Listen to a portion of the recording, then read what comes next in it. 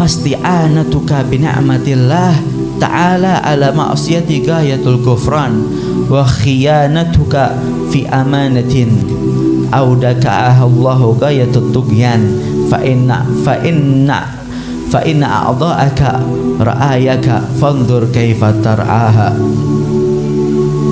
Kalau kita dikasih nikmat sama Allah, kita nggak syukurin, kita dikasih amanat, kita khianatin tuh amanat dan diberikan sama Allah, dipinjemin tangan sama Allah, dipinjemin mata sama Allah, dipinjemin mulut sama Allah, dipinjemin hati jantung sama Allah, dipinjemin mata telinga sama Allah, dipinjemin lidah sama Allah, tapi kita nggak jaga amanatnya, kita khianatin. Siapa ya orang yang khianat? Orang khianat yang ketika dikasih amanat dia tidak bisa menjaga amanatnya. Mudah-mudahan kita bukan termasuk orang-orang yang khianat. Amin ya Rabbal. Hati-hati kita. Fakullukum ra'in wa kullukum mas'ulun an ra'iyati. Setiap orang ada tanggung jawabnya. Semua punya tanggung jawab. Seorang suami punya tanggung jawab dia sebagai suami. Seorang istri juga punya tanggung jawab sebagai seorang istri. Seorang ayah punya tanggung jawab sebagai seorang ayah. Seorang ibu punya tanggung jawab, dia seorang ibu. Seorang pejabat punya tanggung jawab, dia seorang pejabat. Seorang anak dia punya tanggung jawab bahwasanya dia adalah seorang anak. Dan seorang hamba dia punya tanggung jawab bahwasanya dia adalah hamba. Ada majikannya, ada atasannya, Rabbul Alamin, Allah Jalla Jalaluh wa ta'at azamatu fi'ula. Dan setiap tanggung jawab tersebut yang diberikan kepada kita akan diminta pertanggungjawaban oleh Allah Subhanahu wa taala. Wajiban kita semuanya, tanggung jawab kita bakal diminta tanggung jawab kita sama Allah Subhanahu wa taala. Apa yang mau dilakukan sama kita ketika tanggung jawab yang diberikan, yang diamanatin oleh atasan kita, kita tidak kerjakan dengan baik, pasti atasan kita bakal kecewa sama kita. Kita dikasih kerjaan sama bos kita, kita nggak kerjain dengan baik, pasti bos kita bakal kecewa sama kita. Tapi kalau kita kerjainnya dengan baik, mungkin kita punya gaji bakal dinaikin, kita punya jabatan bakal dinaikin, kita punya karir bakal dicakepin lagi. Kita jadi mantu baik, murah senyum, pintar cari perhatiannya, baik sama mertuanya, pasti jadi mantu yang disayang sama mertuanya. Jadi anak yang bakti sama orang tuanya, pasti dia disayang sama orang tuanya. Jadi orang tua yang baik kepada anaknya, mencontohkan yang baik kepada anaknya. Jangan kita didik anak kita, kita nasehatin anak kita, tapi orang tuanya nggak mau dinasehatin. Kita nasehatin anak kita, tapi orang tuanya nggak mau dinasehatin. Jangan harap itu anak bakal dengerin nasihat kita. Bagaimana mau itu anak dengerin nasihat kita kalau diri kita nggak mau dengerin nasihat? Betul apa enggak? Kalau itu anak mau dengerin nasihat kita, mau ngikutin apa yang diperintahkan oleh kita, jadikan kita diri sebagai orang tua mau menerima nasihat orang lain, mau menerima nasihat orang yang lebih tua dari kita. Ketika kita dikritik, dikasih saran sama orang lain, kita hormatin, kita terima saran dan kritiknya selama kritik tersebut dan saran tersebut baik untuk diri kita. Ingat, semuanya ada tanggung jawabnya, bakal diminta pertanggungjawaban sama Allah Subhanahu wa taala. Jangan dianggap remeh. Jangan sama sekali kita anggap remeh perkara yang kecil. Karena sebatang korek api yang apinya sangat kecil, kalau kita tiup itu api bakal padam, mati itu api. Nggak perlu ditiup, dikipasin bentar mati itu api. Tapi itu api yang hanya dengan sekorek api tersebut bisa bakar rumah yang sangat besar. Betul apa enggak?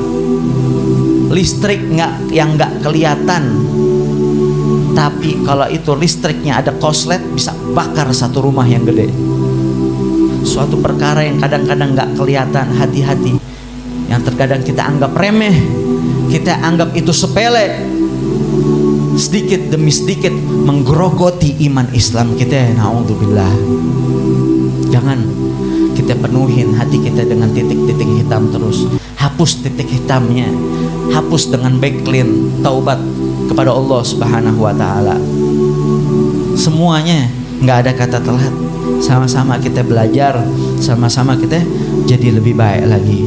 Wa'alam anna jami'a a'dha'ika satashhadu 'alaika fi arasatil qiyamati bilisanin dzalikin yafdhahuka Allah taala 'ala mala'in minal khalaik. Ketahuilah, kata Imam Ghazali, bahwasanya seluruh anggota tubuh kita yang 7 nih, anggota tubuh kita, mata kita, telinga kita, kuping kita nih, hidung kita, tangan kita, kaki kita, kemaluan kita, semuanya bakal berbicara, bakal jadi saksi nanti di hari kiamat. Cepat-cepat kita yang dulunya punya dosa, kita semua punya dosa, nggak ada orang yang nggak punya dosa.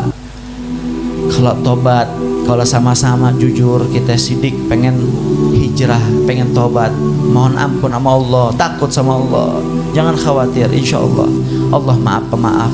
Tapi jangan kita dikit-dikit di saat kita mau maksiat kita ingat, oh Allah maaf pemaaf, Allah maaf pemberi taubat. Oh ana tutup auratnya nanti saja, ana buka kerudung nggak apa-apa, nanti ane tobat Allah ampunin dosa ane. Oh ane nggak sholat nggak apa-apa, nanti ketika ane mau mati ane baru sholat, ane baru puasa.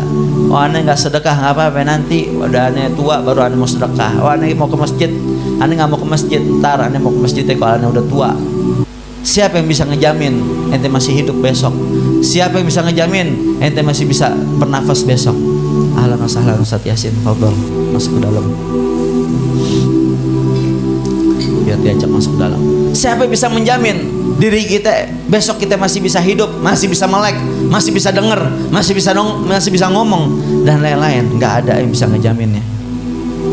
Qala Allah Ta'ala, yauma tashhadu 'alaihim alsinatahum wa aydihim wa arjuluhum bima kanu ya'malun. Ingat tuh firman Allah Subhanahu wa taala, seluruh anggota tubuh kita, tangan kita, kaki kita, semuanya anggota tubuh kita bakal bicara.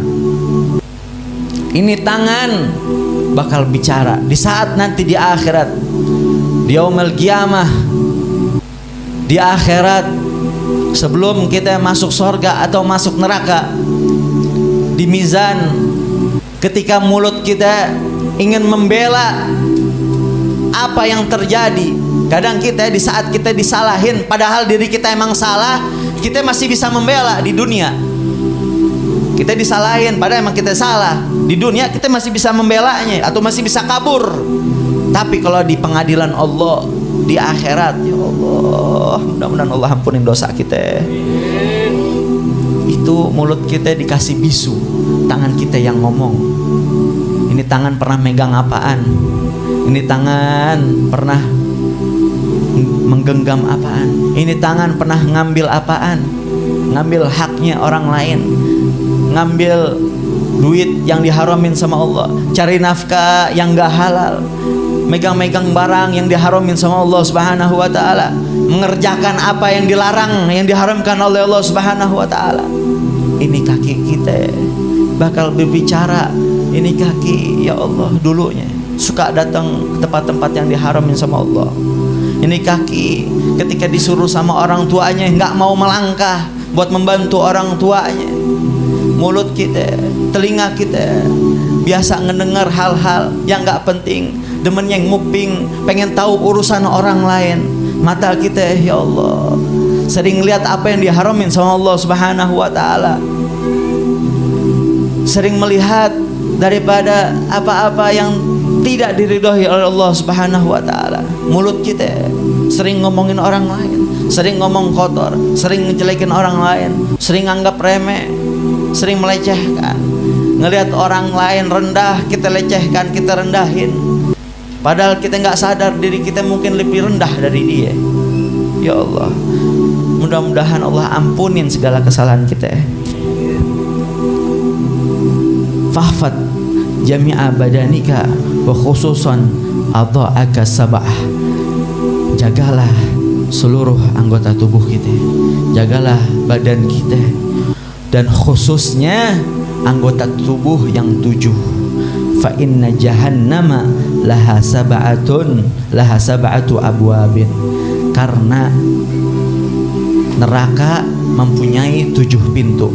Imam Ghazali perintahin kita untuk kita menjaga seluruh anggota tubuh kita, khususnya anggota tubuh yang 7. Apaan aja?